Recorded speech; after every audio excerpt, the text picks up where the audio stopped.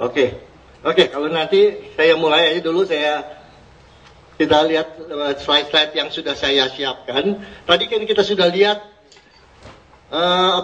video 75 tahun Pak Bro. Ya, mungkin sebagian besar sudah lihat, sudah tahu latar belakangnya, dan terus terang aja, saya sendiri baru kenal dengan beliau tanggal 4 Mei yang lalu. Jadi baru 1 bulan lebih ya, belum lama gitu. Nah, saya dapat piagam ini, kalau saya kasih lihat teman-teman semua pada kaget. Ya. Ini piagam ini baru 158 negara. Tahun ini sudah 166. Luar biasa. Dan ini juga dengan Ibu Lani yang sebelahnya luar biasa ini ya. Berdua ini ya. Tepuk tangan buat Ibu Pak Kusuma.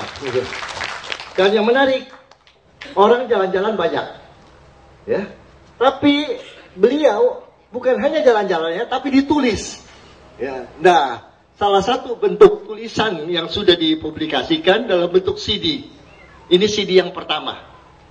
Ya, ini CD yang pertama. Gitu. Sebelum CD yang pertama sudah berupa 6 buku. Ini buku yang pertama. Perjalanan seorang pengembara melanglang buana dan menguak kebesaran alam, B. Kusuma. Ini yang pertama, Pak. Betul ya? Betul ya. Ini yang kedua. Ini yang ketiga.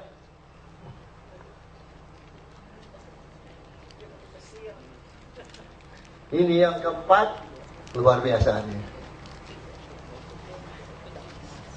Ini kelima.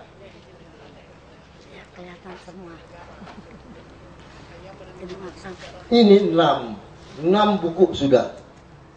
Setelah 6 buku keluar tadi yang CD yang pertama, dan malam ini mau diluncurkan CD yang kedua. Ini dia CD yang kedua. Kira-kira apa isi CD yang kedua ini? Kenapa harus pakai CD? Ya seperti sekarang kan dunia digital sekarang kan. Kalau buku kita mesti tebang pohon, ya hutan makin banyak yang rusak, jadi sekarang kita memang pindah ke CD karena apa sebabnya? Ya jelas. Kalau buku mesti cetak warna, kertasnya mesti bagus, ya. Tapi ini seluruhnya bisa berwarna, lebih indah, lebih ringan, ya kecil sih soalnya kan, lebih murah, kenapa? Pakai apa? Pakai iPad. Lebih praktis. Ya, itu yang apa? Menghemat tempat. Dan ya pasti karena semua lebih ringan, lebih itu pasti lebih ramah lingkungan. Nah, ini yang menarik sekali, kita coba analisa mengenai Pak Briyadi ini. Lahir tahun 1935, betul Bu, Pak? Mulai mengelana tahun 68, ketika umur 33 tahun, betul ya? Nah, sekarang jadi 2011, usia beliau sekarang 76. Kayak bintang filmnya aja.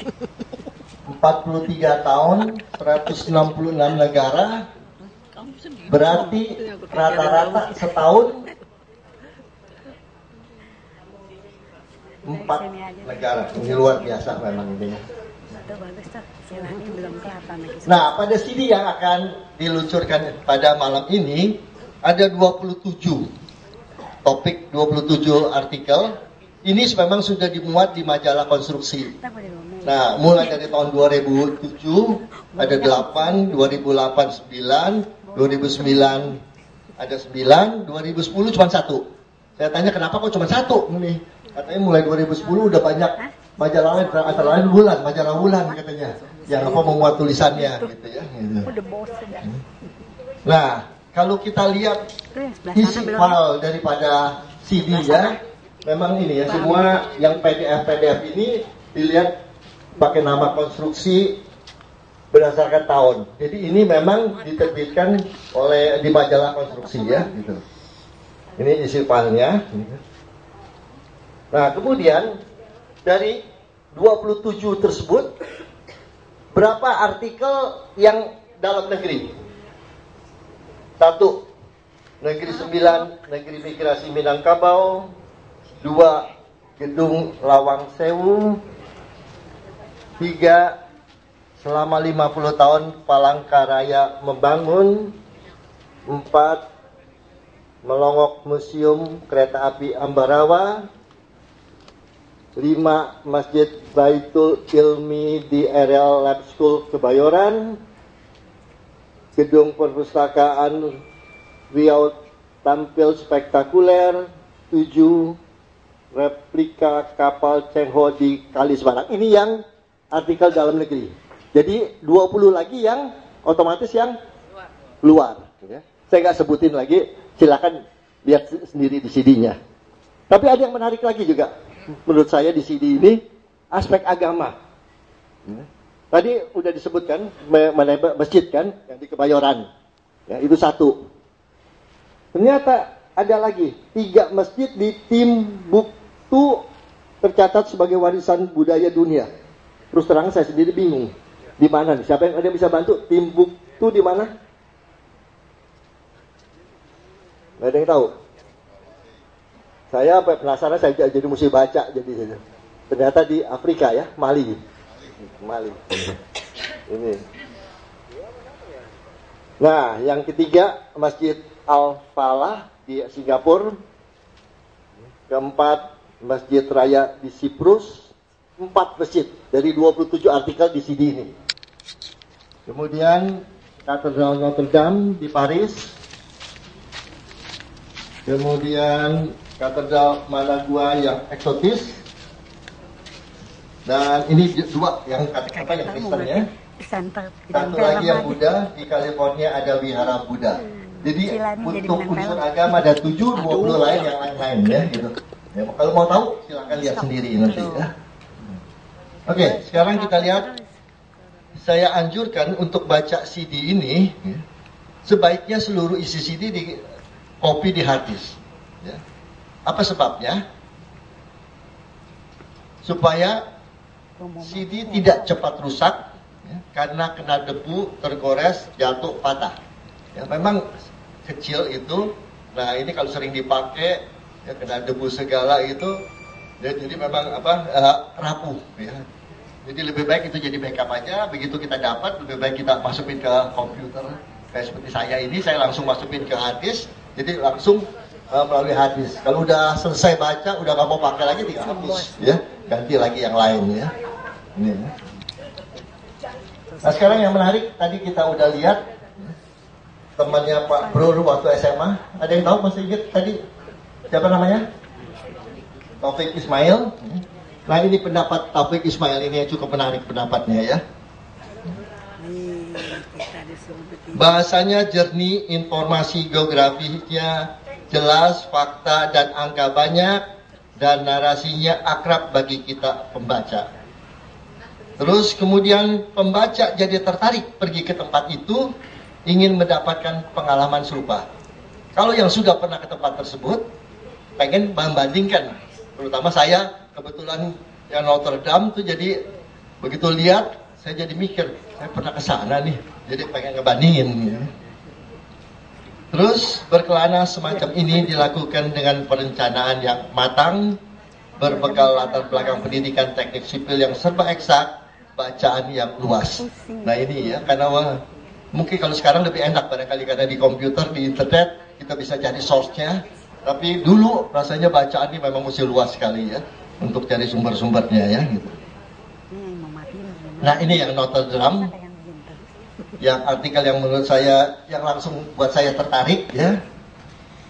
Nah begitu lihat baca ini terus terang aja, karena saya juga pernah ke sana, terus terang saya nggak mampu nulis kayak begini ya gitu. Nah ya, jadi di sini dikupas detail ya, semua apa mengenai Notre Dame ini. Ini ada 3 halaman untuk artikel ini. Cuman sayang tadi fotonya Pak Bro nggak di depan gerejanya, di depan katedralnya. Jadi nggak apa-apa dah, saya yang gantiin sekarang ya.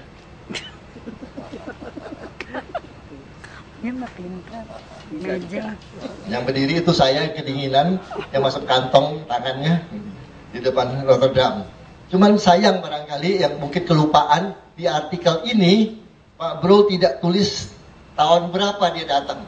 Jadi sebaiknya selalu ditulis kalau dulu itu saya tahun 84 saya tadi Pak Bro datangnya tahun berapa nih? Nggak ketemu di situ, lupa atau gimana gitu. Saya nggak tahu tuh, apa memang sengaja begitu ya. Oke, ini yang menarik sekali. Dan mungkin barangkali untuk yang sudah seperti kita yang lain semuanya yang sudah lanjut usia, tadi Pak Uripto dapat iPad ini ya. Sebab memang sekarang teknologi udah begitu maju. Komputer sekarang udah berupa dulu kan ada ini kan batu tulis kan, sabak gitu ya. Sekarang trennya udah ke sana. Jadi bagi mereka yang baru kenal komputer, baru belajar komputer, sekarang pakai ini lebih enak. Karena udah nggak perlu ketik-ketik lagi, nggak usah pakai mouse, tinggal ditunjuk aja, tinggal di touchscreen ya, jadi lebih gampang gitu ya. Gitu. Nah kebetulan memang orang ini tadi sudah kita lihat ya, baru saja dapat award dari bulan minggu yang lalu ya, Sabtu yang lalu.